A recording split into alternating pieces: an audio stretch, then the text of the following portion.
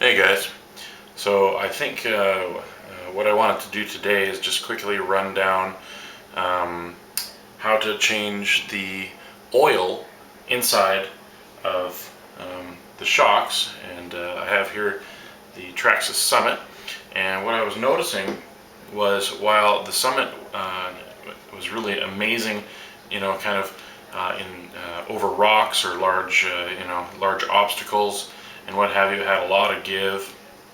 When I was taking it over big jumps, it would bottom out really easy. So I'm not big on rock crawling, and if I was, I'd buy like an axial wraith or something like that. I'm more of a basher. So what I wanted to do was create something that would allow me to do more bashing. So I did two things today. First of all, and I'll show you these at the end of the video, I picked up 4 new tires. I got some nice Proline trenchers, and I'll introduce you to those afterwards. But first I thought what I would do is kind of run down why would you change shock oil. So these are your shock absorbers here that you would get. These are sort of the big bore shock absorbers that Traxxas sells with the Summit and a few of their other models as well. With the Summit, they actually sit a little differently. Most vehicles you would see that the shock absorber would actually, absorb the shock, in a vertical manner. But in the Summit, and I believe in a few other Traxxas models, the shock absorber sits in the model like this, and there's a pinion here, so the force is actually directed towards the inside of the vehicle. It's kind of a neat feature at any rate. Shocks in an RC car are exactly like shocks that you would find in any regular vehicle.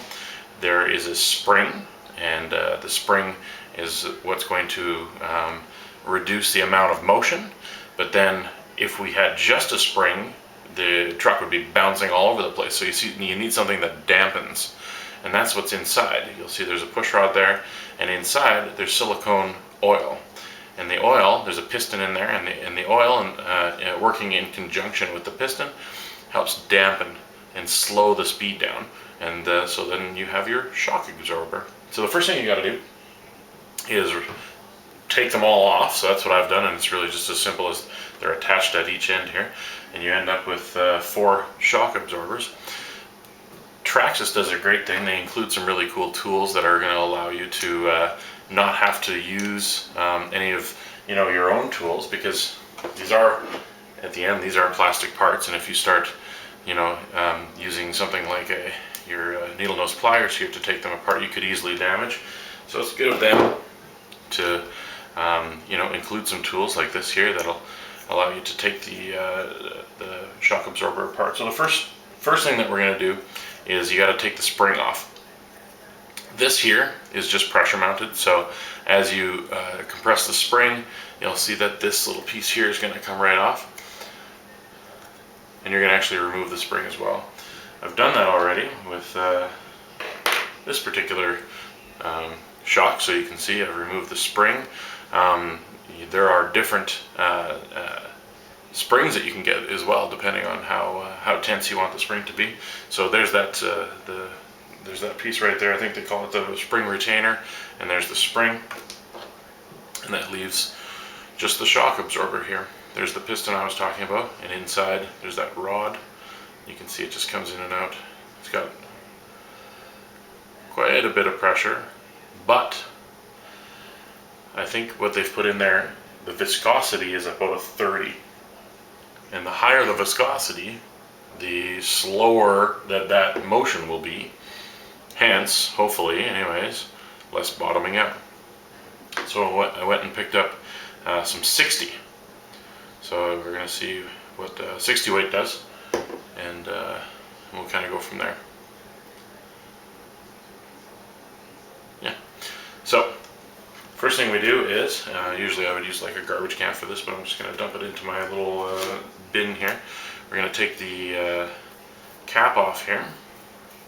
First thing you'll notice, and I'm sure you're not really able to see this very well, the blue right there, that's actually a bladder, and the bladder allows for you to almost fill it to the top, but not quite, and then the bladder will seal it off so there's no air in there at all.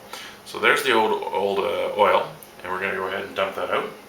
Not needed anymore. You'll see it's perfectly clear.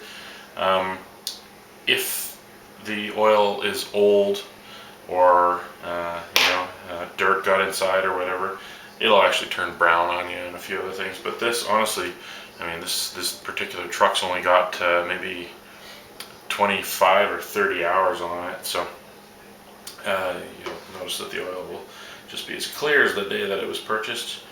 So I'm not changing it because it's dirty, I'm changing it because it's the wrong viscosity. So what I'm going to do is just empty it out. I'm going to push that cylinder back and forth just a few times here, let all the oil come out. See it going drip, drip, drip. Now, you don't need it all to come out. It's good to get as much of it out as you can, especially if it's dirty. Now it's time for the new oil. So first thing that I would recommend is air is your enemy here. So let's open up the new one. And instead of using, and while I appreciate the little simplified cap that they've provided us here, that can actually create air bubbles. So we're not going to use the squirter cap that they have. We're actually just going to pour straight from the bottle. So first thing we'll do is extend it as far as it can be extended. And we're going to fill it about halfway, right there.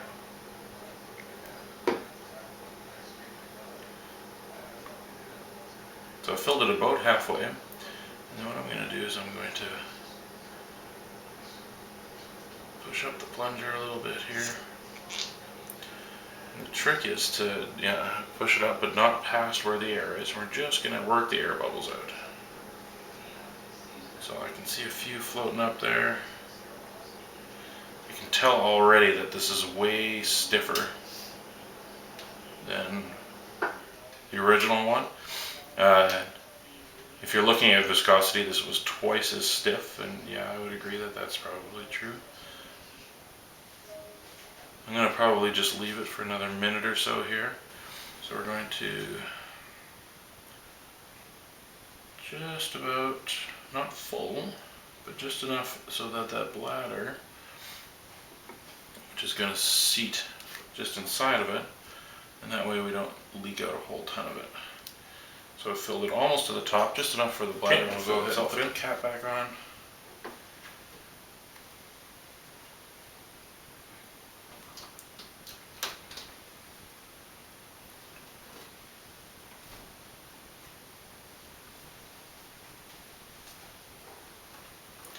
There's little holes in the side of the cap here, so if there is any air to leak out or fluid to leak out, and there it comes now, a couple air bubbles popping out there.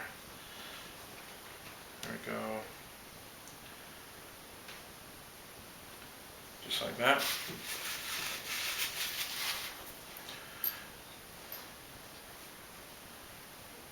And we're all set. So that's quite a bit more stiff than what we had started with. I'm going to go ahead and repeat this on all four, and then we'll come back and we'll take a look at the new setup.